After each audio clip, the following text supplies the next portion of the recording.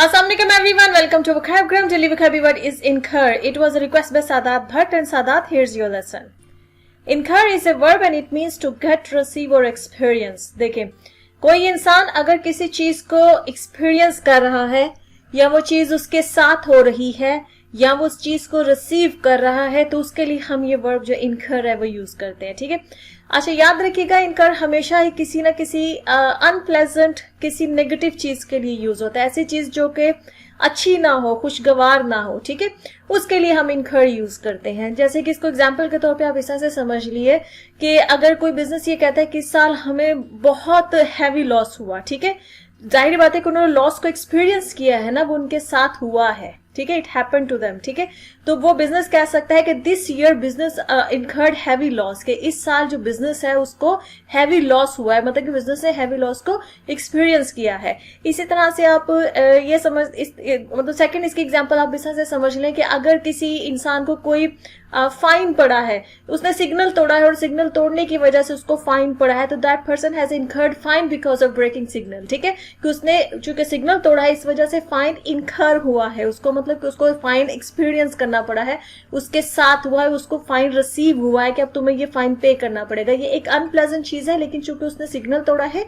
तो इसलिए उसके साथ ये चीज हुई है.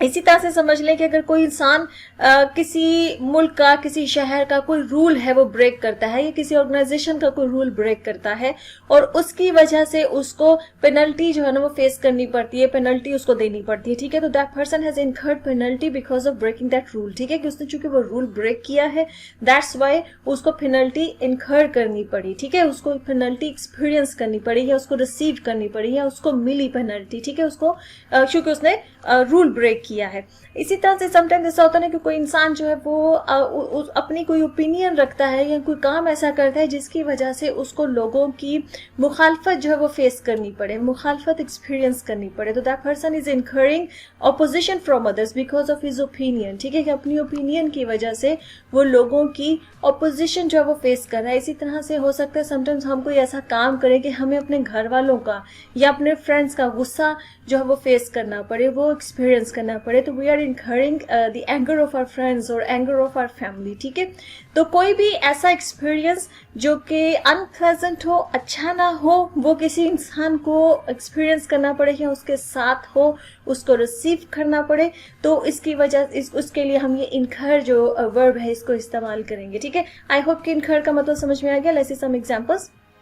Our first example is please bill me the cost of all the damages you incurred. मतलब कि मुझे हो सकता है ना आपकी वजह से किसी का कोई नुकसान हुआ है. ठीक है, अब वो इंसान कह रहा है कि देखो मुझे ये डैमेज जो है, ये नुकसान जो है ये इनकर करना पड़ा है, मतलब कि मुझे इसको एक्सपीरियंस करना पड़ा है, ये मेरे साथ हुआ है. तो आप उसको ऐसे कहते हैं आगे से कि please bill me the cost of all the damages you incurred, कि प्लीज जितने भी तुम्हारा नुकसान हुआ है ना उसकी जो कीमत है ना उसका बिल तुम मुझे दे दो, मैं पे करता हूँ. ठीक है, आगे सेकेंड एग्जाम्पल है because of careless behaviour Sarah had to incur the wrath of her family, के चूंकि उसका जो किसी भी मामले में उसने कोई केयरलेस बिहेवियर जो है ना वो शो किया, मतलब उसने लापरवाही का मुजाहरा किया, वो लापरवाह थी, उसकी वजह से चूंकि उसने लापरवाही की तो कोई काम खराब हो गया. अब काम खराब हुआ तो उसकी फैमिली जो है ना वो बहुत ज्यादा उससे नाराज होगी, बहुत ज्यादा गुस्सा होगी. रैथ का मतलब होता है जब बहुत ज्यादा गुस्सा हो जाए. ठीक है, तो आपको अपनी फैमिली की नाराजगी या गुस्सा जो ना वो बर्दाश्त करना पड़े, तो वो रैथ होता है. कि सारा हैड टू इनकर, मतलब कि उसको एक्सपीरियंस करना पड़ा या उसको रिसीव करना पड़ा, उसको मिला बहुत ज्यादा गुस्सा उसकी फैमिली का. ठीक है, नाराजगी उसकी फैमिली की. A third example is most women complain that they have to incur gender bias at the workplace,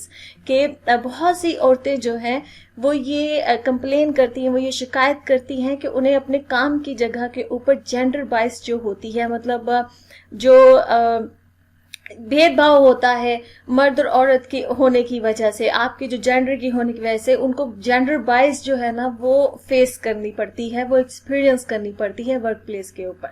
okay friends, the lesson has come to the end. I hope this lesson was useful. If you like this lesson, kindly subscribe to my channel, share this video, see you next lesson. Allah Hafiz.